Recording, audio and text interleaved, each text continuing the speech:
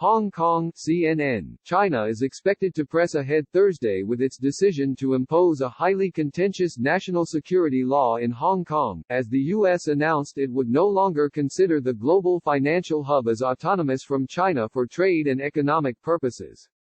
China's rubber-stamp parliament, the National People's Congress, is set to vote on, and approve, the decision to enact a sweeping security legislation in Hong Kong, which will ban sedition, secession and subversion of the central government and allow mainland China's state security agencies to operate in the city.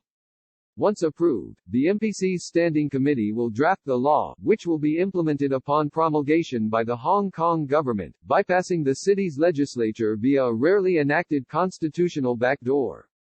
The proposed law has sparked protests in Hong Kong and has been denounced internationally, with critics warning it could curtail many of the fundamental political freedoms and civil liberties promised to the city when it was handed from British to Chinese rule in 1997.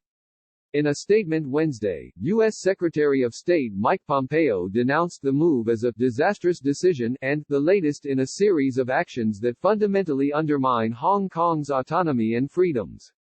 After careful study of developments over the reporting period, I certified to Congress today that Hong Kong does not continue to warrant treatment under United States laws in the same manner as U.S. laws were applied to Hong Kong before July 1997, he said in the statement.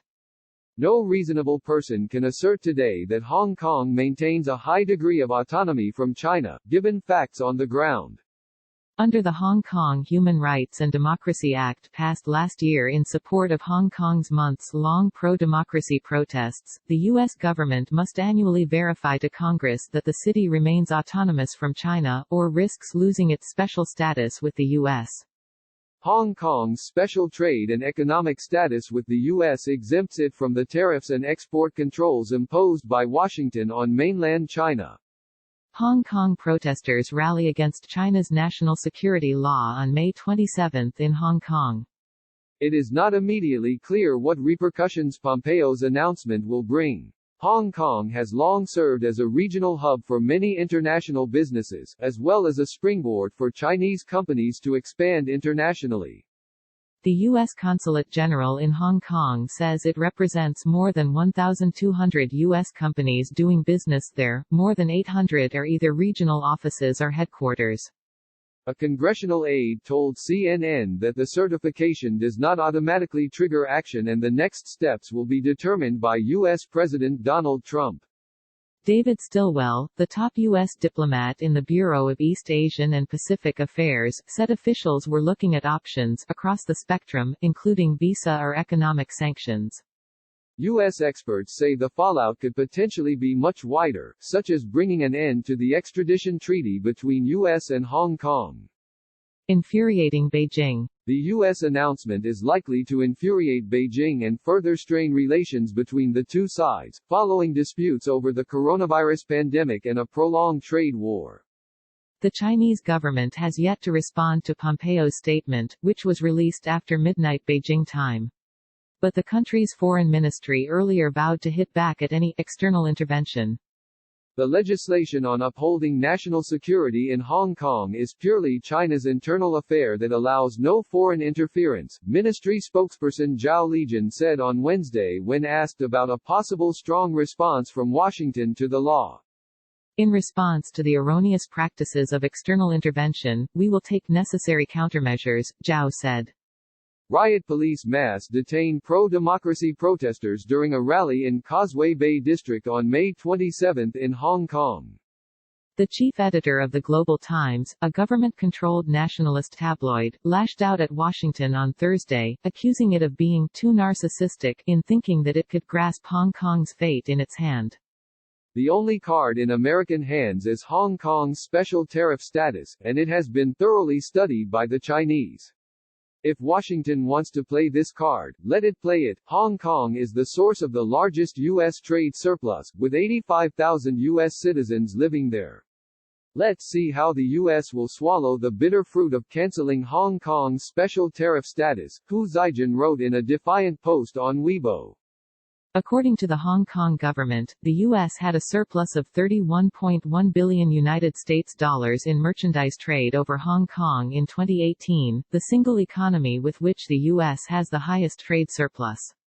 The biggest pillar for Hong Kong to remain an international financial center is its special relations with the huge economy of the Chinese mainland. China's strength dictates that there must be an international finance center on our coastline, and it will be where the Chinese people want it to be, Hu said in the Weibo post. Sparking protests in Hong Kong. The security law proposal, unveiled last week, has reignited anti-government protests in Hong Kong. Last year's pro-democracy demonstrations had lost momentum in recent months due to the coronavirus pandemic, but large crowds returned to the streets on Sunday, followed by sporadic protests on Wednesday. The protests were met with a massive police presence and zero-tolerance approach, with pepper spray, tear gas and searches used to quickly contain any potential unrest. Police have arrested more than 500 people since Sunday. The Hong Kong government and pro-establishment figures have repeatedly sought to allay fears at home and overseas that the national security law could deal a huge blow to the city's autonomy, independent judiciary, freedoms of speech, the press and assembly. Hong Kong official, 99.99% won't be affected by new Law 303. In an exclusive interview with CNN on Wednesday, Chief Secretary Matthew Cheung, Hong Kong's second highest-ranking official, said sought to reassure international business circles, investors and residents that the new security law would not change the governance of the former British colony.